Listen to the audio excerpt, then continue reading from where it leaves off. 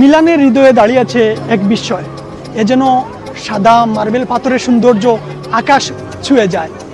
এটি 6 শতাব্দীর স্থাপত্য শিল্প, 6 শতাব্দীর নির্মাণ শৈলী, 6 শতাব্দীর অহংকার। কথা বলছি মিলানের দুয়োমোতে। আমি রনি, আধুনিক ফ্যাশন ডিজাইনের রাজধানী মিলানের দুয়োমো থেকে আপনাদেরকে স্বাগত জানাচ্ছি। আজকে আমরা জানবো আধুনিক ফ্যাশন ডিজাইনের রাজধানী মিলানের সবচেয়ে আইকনিক যে টাওয়ার বা গির্জা দুয়োমো সম্পর্কে এবং দুয়োমের ইতিহাস সম্পর্কে চেষ্টা করব আপনাদের সামনে কিছু তথ্য তুলে ধরতে।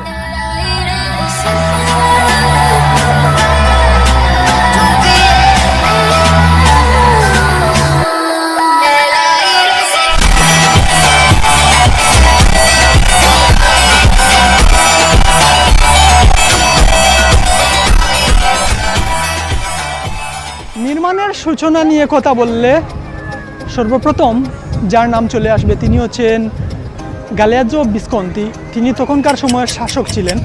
তিনি শুধু এই মিলান দুয়োমোটাকে একটি ধর্মীয় গির্জা হিসেবে চেয়েছিলেন না, তিনি চেয়েছিলেন এটি যেন পুরো মিলান শহরের গৌরব এবং ইতিহাসের প্রতীক হিসেবে দাঁড়িয়ে থাকে। 1386 সালে এর নির্মাণ কাজ শুরু হয়েছিল এবং প্রকল্পটি এতটা বিশাল ছিল যে ইউরোপের বিভিন্ন প্রান্ত থেকে বিভিন্ন প্রকৌশলী এখানে এই দুয়োমোটা নির্মাণ করতে এসেছিলেন এবং ফাব্রিকা দেল দুয়োমো নামে একটি সংস্থাকে এর দায়িত্বটা দেয়া হয়েছিল। কাজ শেষ হতে সময় লাগে প্রায় 580 বছর। সেই 1386 সালে এটির নির্মাণ কাজ শুরু হয়েছিল। প্রায় চূড়ান্তভাবে এটি 1956 সালে সমাপ্তি হয়। এই পুরো প্রকল্পটি শেষ করার জন্য ইউরোপের বিভিন্ন প্রান্ত থেকে প্রকৌশলী এবং নির্মাণ স্থাপনাকারী যারা এসেছিলেন তারা এটি অনেক সূক্ষ্মভাবে নির্মাণ করেছিলেন। স্থাপত্যের অনন্য বৈশিষ্ট্য নিয়ে দাঁড়িয়ে আছে এই দুয়োমো। পুরো ভবনটি তৈরি করা হয়েছে সাদা মার্বেল দিয়ে, যা সূর্যের আলোতে রং বদলায়।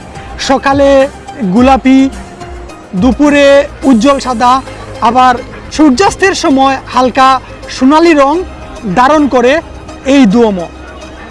এই দুয়োমোতে প্রায় 135টির মতন মিনার আছে। 3400 এর বেশি ভাস্কর্য রয়েছে এই মিলানের দুয়োমোতে।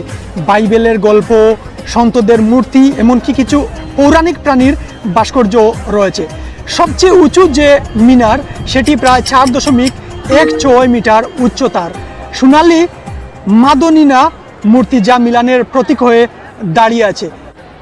সবচেয়ে মজার তথ্যটি হচ্ছে দ্বিতীয় বিশ্বযুদ্ধের সময় মাদোনিনা যে মূর্তি সেটি আসলে কালো কাপড় দিয়ে ঢেকে রাখা হয়েছিল, যাতে করে দ্বিতীয় বিশ্বযুদ্ধে বোমার টার্গেটে যেন এটি পরিণত না হয়। এবং এটিকে আসলে সংরক্ষণ করার জন্য তখনকার কর্তৃপক্ষ এই পদক্ষেপটি গ্রহণ করেছিলেন। এটি বিশ্বের সবচেয়ে ভাস্কর্যপূর্ণ ভবন। এর চেয়ে বেশি ভাস্কর্য এবং স্থাপনা শিল্প অন্য কোনো ভবনে আপনি খুঁজে পাবেন না। বিশ্বের মধ্যে এটি আসলে সবচেয়ে ব্যয়বহুল ভবনের মধ্যে একটি। আমি যদি ভেতরের সৌন্দর্য নিয়ে কথা বলি, প্রতিটি জানালার বাইরে বাইবেলের গল্প রঙিন কাচে ফুটিয়ে তোলা হয়েছে।